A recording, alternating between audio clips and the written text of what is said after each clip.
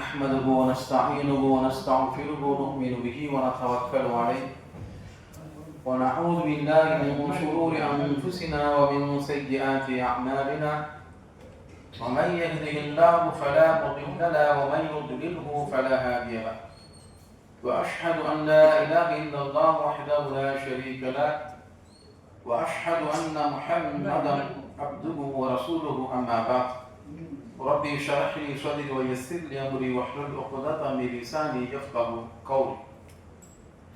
அன்பார்ந்த சகோதரர்களே, சகோதரிகளே, தாய்மார்களே,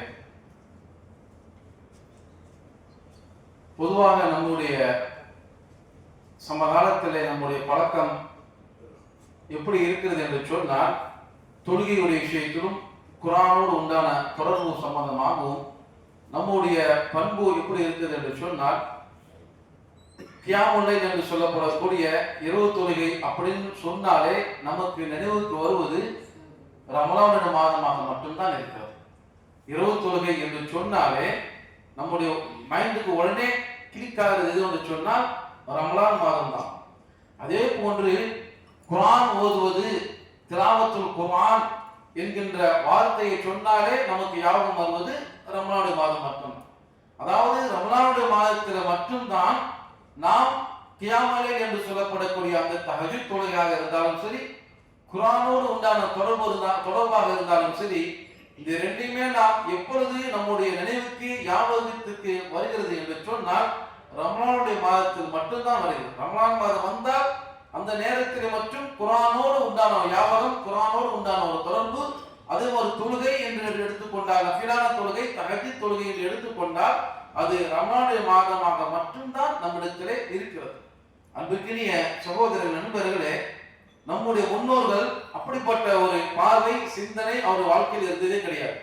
அவர் ரமலானுடைய மாதத்தில் மட்டும் குர்ஆனோடும் சரி, கியாமுல் லைலோடும் சரி அவர்கள் தொடர்புகளாக இருந்தது கிடையாது. அதை தாண்டி அவர் அன்றாட வாழ்க்கையிலே தொழுகை என்பதும் குர்ஆன் என்பதும் இரண்டரை கலந்து போன ஒரு விஷயமாகவே இருந்தது. பெருமானார் ஸல்லல்லாஹு அலைஹி வஸல்லம் அவர்களை பற்றி சஹாபாக்கள் இந்த அளவுக்கு சொல்கின்றார்கள், பெருமானார் ஸல்லல்லாஹு அலைஹி வஸல்லம் அவர்கள் இரவிலே தொழுவார்கள் என்று சொன்னால் சில நேரங்களிலே அந்த தொழுகைக்கு மத்தியிலே அழுவார்கள். பெருமானார் ஸல்லல்லாஹு அலைஹி வஸல்லம் தொழுகைக்கு மத்தியில் அழுவார்கள்.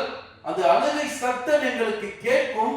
அந்த சப்தம் எப்படி இருக்கும் என்று சொன்னால், ஒலை கொதித்தால் இப்படி ஒரு விதமான சப்தம் கேட்குமோ அது போன்று தேம்பி தேம்பி பெருமானார் ஸல்லல்லாஹு அலைஹி வஸல்லம் அவர்கள் தொழுகையிலே அழுகக்கூடியவர்களாக இருந்திருக்கிறார்கள் என்பதாக சஹாபாக்கள் சொல்கின்றார்கள். ஒருமுறை பெருமானார் ஸல்லல்லாஹு அலைஹி வஸல்லம் அவர்கள் வீட்டில் அமர்ந்திருக்கின்றார்கள், உறங்குவதற்கு ஆயத்தமாக இருக்கின்றார்கள், உறங்கிக் கொண்டிருக்கின்றார்கள். தன்னுடைய மனைவி ஆயிஷா ரலியல்லாஹு தஆலா அவர்களோடு உறங்கிக் கொண்டிருந்தவர்கள், படுத்துட்டு இருந்தவங்க திடுதிப்புன்னு எழுந்து தொழுகைக்கு ஆயத்தமாகி விடுகின்றார்கள். இந்த ஹதீஸை ஆயிஷா ரலியல்லாஹு தஆலா அன்ஹா அவர்களே அறிவிக்கின்றார்கள். பெருமானார் ஸல்லல்லாஹு அலைஹி வஸல்லம் அவர்கள் இரவு நேரத்தில் எழுந்து தொழுக ஆரம்பித்தார்கள். தொழுது கொண்டிருக்கின்றார்கள். அந்த தொழுகைக்கு மத்தியிலே அவருடைய கண்களிலிருந்து கண்ணீர் வடிகிறது. அந்த கண்ணீர் என்னுடைய மேனியில படுகிறது. யார் மேனியில? ஆயிஷா ரலியல்லாஹு தஆலா அன்ஹா அவர்கள் சொல்கிறார், என்னுடைய மேனியிலே பெருமானார் ஸல்லல்லாஹு அலைஹி வஸல்லம் அவருடைய கண்ணீர் படுகிறது. இன்னும் சிறிது நேரம் செல்ல செல்ல அந்த கண்ணீர் பெருமானார் ஸல்லல்லாஹு அலைஹி வஸல்லம் அவருடைய தாடியை நனைக்கிறது.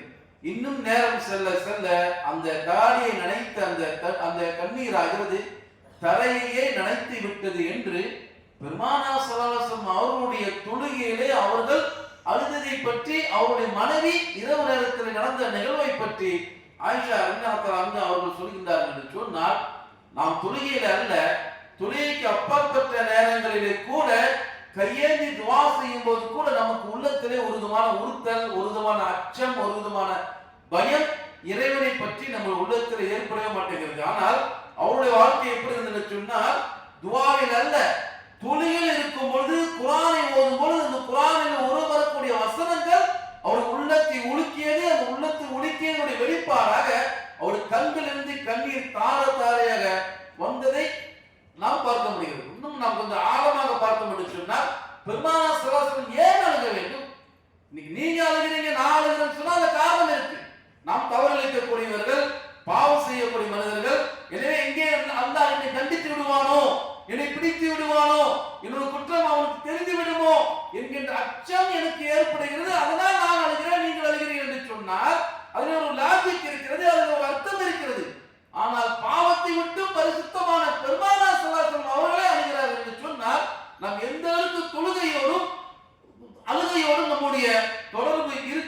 என்பதை நாம் புரிந்து கொள்ள வேண்டும். ஒருமுறை உஸைத் இப்னு ஹுதைர் என்று சொல்லப்படக்கூடிய சஹாபி, எவ்வளவு சிறந்த சஹாபி என்று சொன்னால், இவர்கள் பெருமானார் ஸல்லல்லாஹு அலைஹி வஸல்லம் காலத்தில் வாழ்ந்தது மட்டுமல்லாமல் அதன் பிறகு அபூபக்கர் சித்திக் அவர்களுடைய காலத்தில் வாழ்கின்றார்கள்.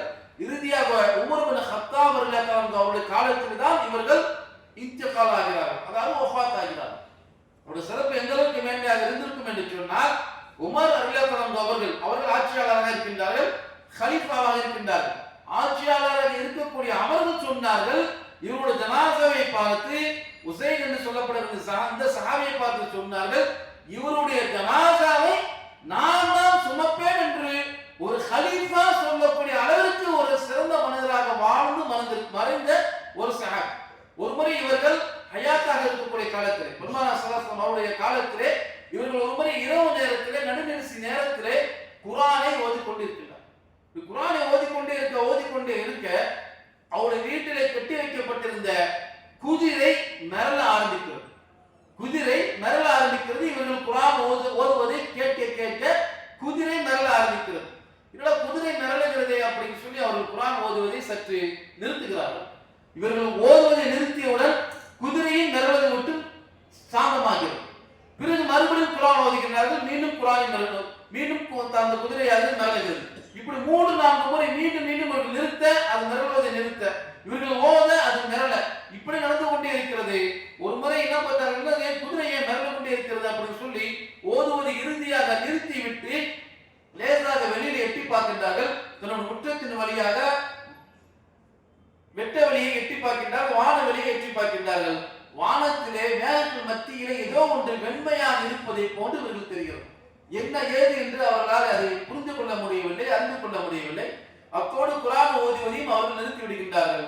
மறுநாள் காலை சுபஹ் தொழுகையிலே பெருமானார் ஸல்லல்லாஹு அலைஹி வஸல்லம் அவர்களிடத்திலே அதற்கான காரணத்தை கேட்கின்றார்கள். யா ரசூலல்லாஹ், நான் இரவு நேரத்திலே இவ்வாறு எனக்கு ஒரு நிகழ்வு நிகழ்ந்தது, அந்த நிகழ்வுக்கு மத்தியிலே ஏன் குதிரை மிரளுகிறது என்பதை அறிந்து கொள்வதற்காண்டி வானத்திலே எட்டி பார்க்கும் பொழுது வானத்திலே வெண்மையாக ஏதோ ஒன்று தெரிந்தது, என்னவென்று எனக்கு தெரியவில்லை என்று பெருமானார் ஸல்லல்லாஹு அலைஹி வஸல்லம் அவர்களிடத்தில் அதற்கான காரணத்தை கேட்ட பொழுது நபிகள் நாயகம் ஸல்லல்லாஹு அலைஹி வஸல்லம் அவர்கள் சொன்னார்கள், அதுதான் சகீனத் என்பதாக சொன்னார்கள். நீங்கள் குர்ஆனை ஓதிக்கொண்டு இருக்கும் பொழுது சகீனத் இறங்கியது என்று பெருமானார் ஸல்லல்லாஹு அலைஹி வஸல்லம் அவர்கள் சொல்கின்றார்கள். எவ்வளவு அருமையான வார்த்தை!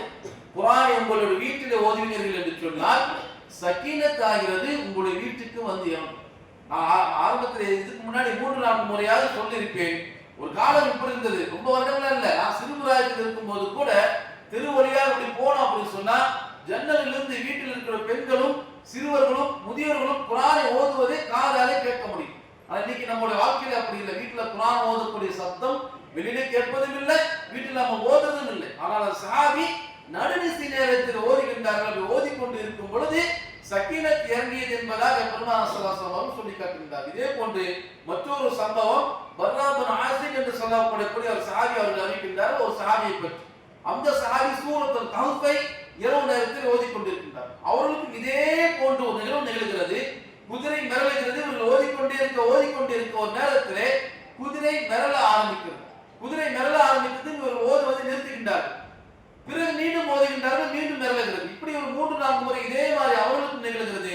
அவர்களும் வானத்தில் எட்டி பார்க்கும் பொழுது வானத்திற்கு மத்தியிலே, மேகத்துக்கு மத்தியிலே வெண்மையாக ஏதோ ஒன்று இருப்பதை போன்று இவர்கள் அறிகின்றார்கள். என்னவென்று இவர்களுக்கு தெரியவில்லை. அந்த சஹாபியும் மறுநாள் காலையிலே பெருமானார் ஸல்லல்லாஹு அலைஹி வஸல்லம் அவர்களிடத்திலே போய் சொல்கின்றார்கள், யா ரசூலல்லாஹ், நான் இரவு நேரத்தில் ஓதிக்கொண்டிருக்க குதிரை ஒரு நேரத்தில் மிரள ஆரம்பித்தது. நான் ஓதியை நிறுத்திவிட்டேன், குதிரையும் மிரளுவதை நிறுத்திவிட்டது. மீண்டும் நான் ஓத, மீண்டும் அது மிரள, ஒரு நேரத்தில் நான் ஓதுவதை நிறுத்திவிட்டேன். ஏன்னு சொன்னால் அந்த குதிரைக்கு அருகாமையில் என்னுடைய பச்சிளம் குழந்தை படுத்துக் கொண்டிருந்தார். எங்கே அது மிரண்டு ஒரேடியாக என்னுடைய குழந்தையை மிதித்து விடுமோ என்கின்ற அச்சத்தின் காரணத்தினாலே நான் ஓதுவதை நிறுத்திவிட்டேன். அதே சமயத்தில் வானத்தில் பார்த்தேன், ஒரு விதமான வெண்மையான ஒன்று வானத்துக்கு மத்தியிலே, மேகத்திற்கு மத்தியிலே நிழலாடுவதை நான் பார்த்தேன். அத்தோடு நான் குர்ஆனை மூடி வைத்து விட்டேன். அதற்கான காரணம் என்னவென்று நான் தெரியவில்லை என்று பெருமானார் ஸல்லல்லாஹு அலைஹி வஸல்லம் கேட்ட போது நபிகள் நாயகம் ஸல்லல்லாஹு அலைஹி வஸல்லம் அவர்கள் சொன்னார்கள், ஏன் நீங்கள் ஓதுவதை நிறுத்தினீர்கள்?